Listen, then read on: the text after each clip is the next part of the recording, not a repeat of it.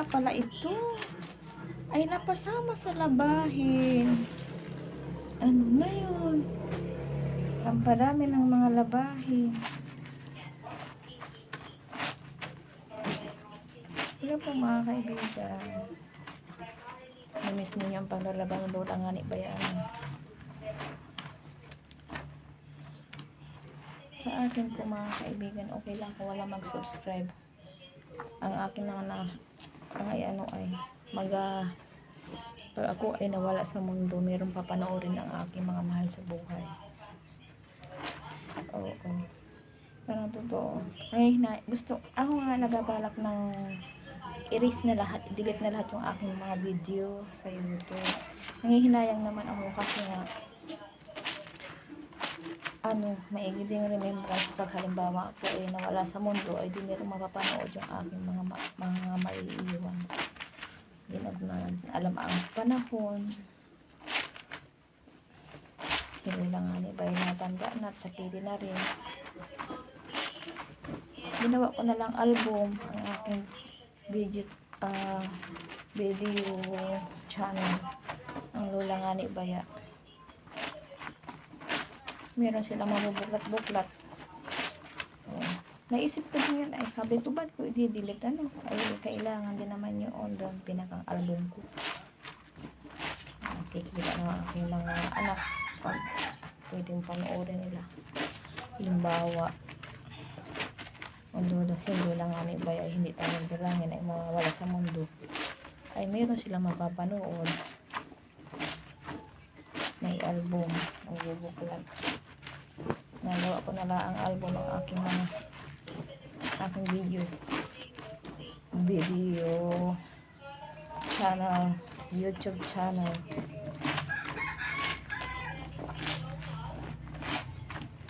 Ayaw na nga ni mag-ano ng aking sa YouTube. Ay pag aking nag-post ako, hindi na, nagalak na.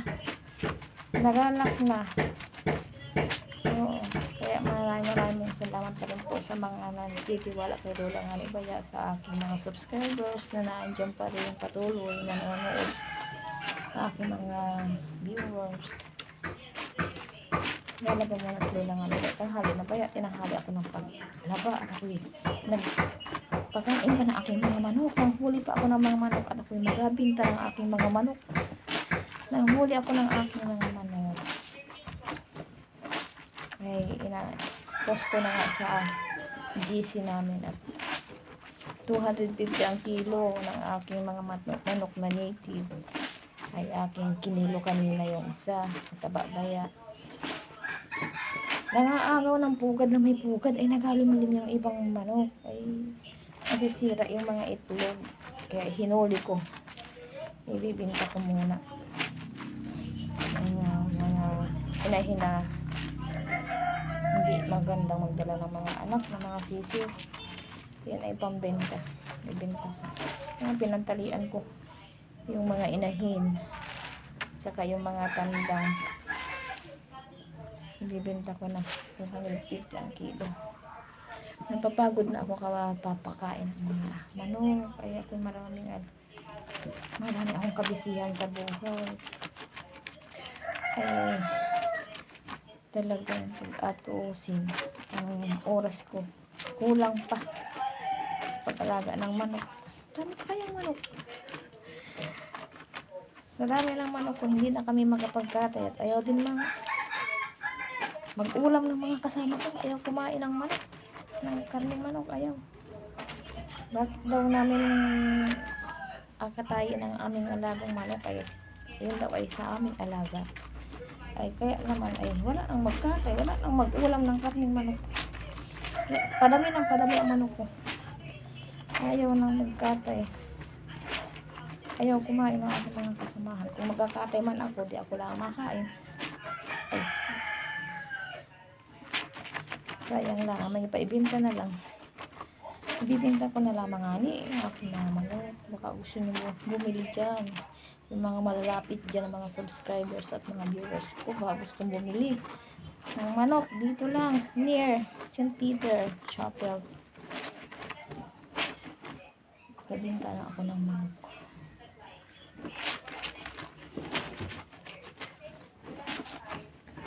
Meron nakatali yung isang inahin. Nag-itlog. Sigurado nag-itlog na yun dun sa lupa.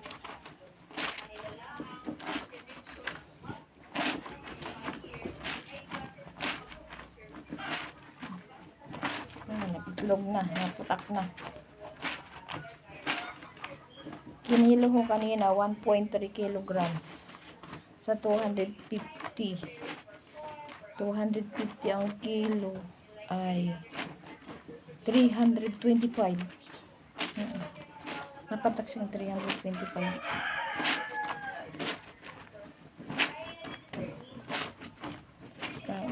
Ang isang manok na babae. Inahin. Yung isa mataba-taba, hindi pa nakikilo. Mamaya kiluhin ko at dalhin ko sa market. Tintanda na ba bilang ano ba yun? Kulubot na talaga ang aking mukha. Nakakalungkot ang baya pag natanda na. Dati nung kabataan ko pa ako, bago umalis ng bahay ay excited humarap sa salamin. Pero ngayon, ayaw ko na halos manalamin. Nakakalungkot pag humarap sa salamin.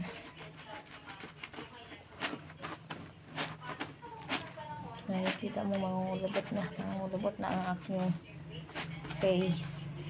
Ang aking mukha. Nangungulubot na.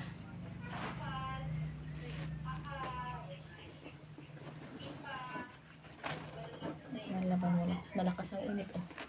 Mabango ang nilaban pag bilad sa init ng araw.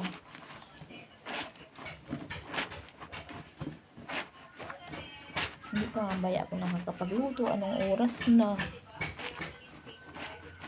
Inuna ko ang aking mga manok. Pinanghuli ko yung mga ibang inahin.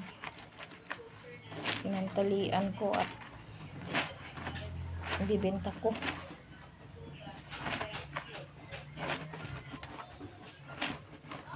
Ay, mga kangani ba dyan? Mga friendship kong tunay, bili na kayong manok. Nandoon nakatali po.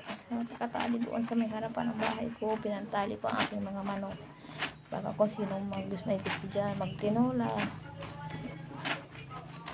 Bili na kayo ng aking mga manok. Ayaw ko lamang baya pumuntang market. Ko pilayo. Layo ng market. Ito na lang. Post ko na lang si GC sa Facebook. Sinong may gusto ng manok, magtinola na kayo dyan. Magtinola na kayo dyan. 250 ang kilo ng aking mga manok. Kumusta kayo dyan? Kumusta kayo dyan mga ka-friendship kong tunay? Gusto rin ba ninyo maglaba? Samahan ninyo ako sa paglaba. Mano-mano nga ba yung aking paglaba sa kamay. At nasira ang timer ng aking washing machine. Nasira ang timer ng washing machine. Lola nga ni Bayat. Tanghali na naman. Tapos-tapusin ko lang itong unang batch ng aking labhan. At abanlawan ko na at ako ay mag-aluto muna. Mamaya ko na alaban itong iba kong manok. Tingnan ninyo yung mga manok! Clem! Inabugbog na ng ibang manok na alpas yung mga nakatali dyan.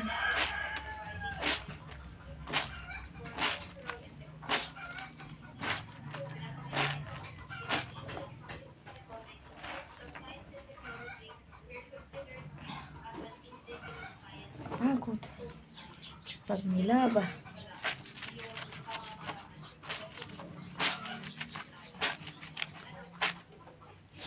Pawis. Pawis.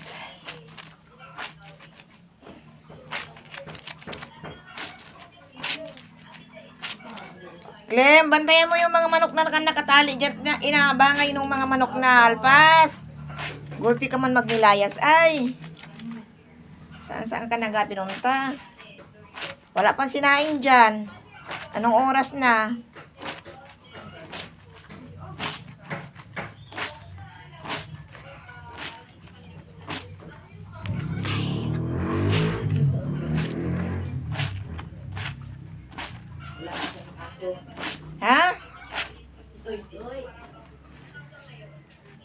Magsaing. Tingnan mo lang yung manok na nakatali, parang nag-itlog. Yung aking hinuli. Yung puti ang tali.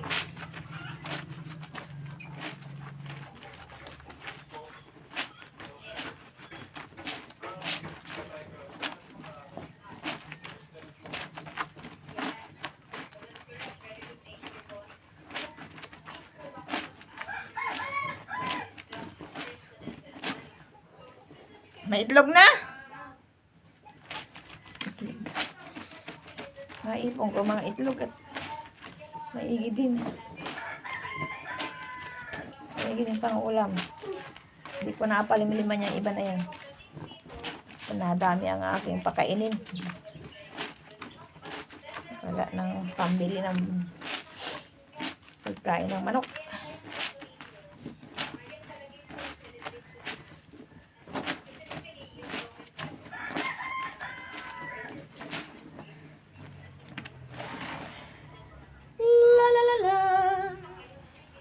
La la la la.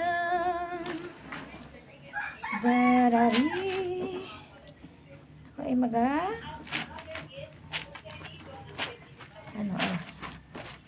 tabo sa balon. Sa balong malalim. Tabo. Sa balong malalim sinulangan ito ya. Nasira ang aming puso namin, nasira ang kinain ng kalawang ang wala na yung pangbomba, nasira, palitan na yung ating puso. Kaya muna ako ngayon, timba muna ako sa balon. Timba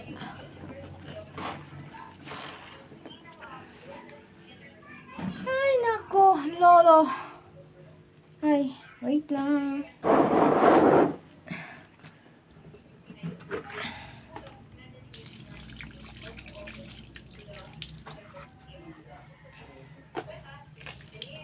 Yan mo ha. Apakita ko sa inyo ang pagtimba ko sa balon. Wait lang po.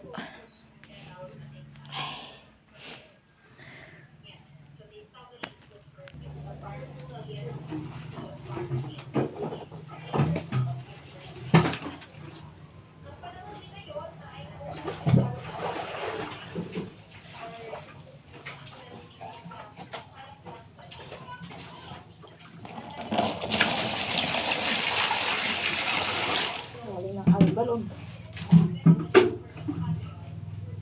13 meters sa lalim.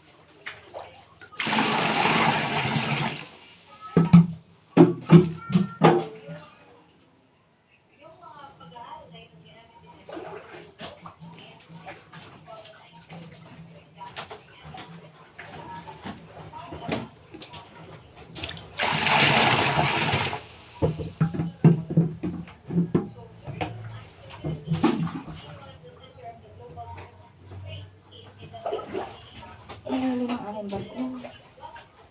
Pag nahulog ka dito, hindi kayo tabuhayin.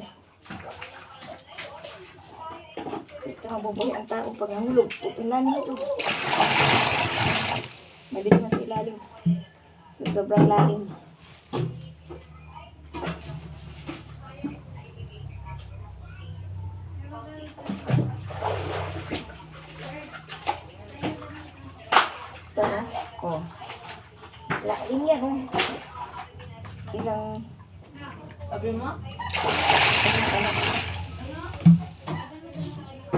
Ilang higit ko. Dami higit ano? Ang dami kayo higit. Ang dami na balon talaga namin.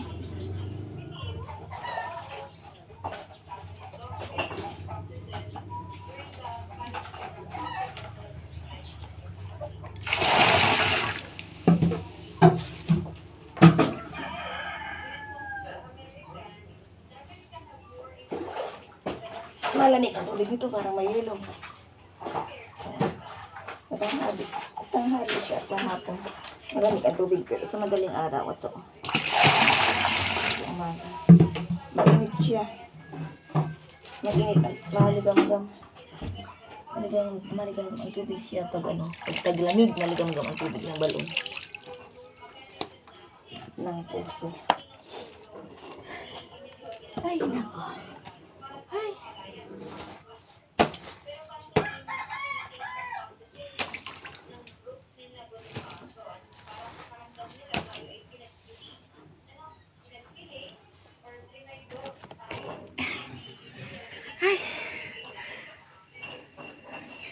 Bye-bye po muna mga kaibigan at papagpatuloy ko ang aking pagbabanlaw. Nagabanlaw na ako ng aking nilaghan.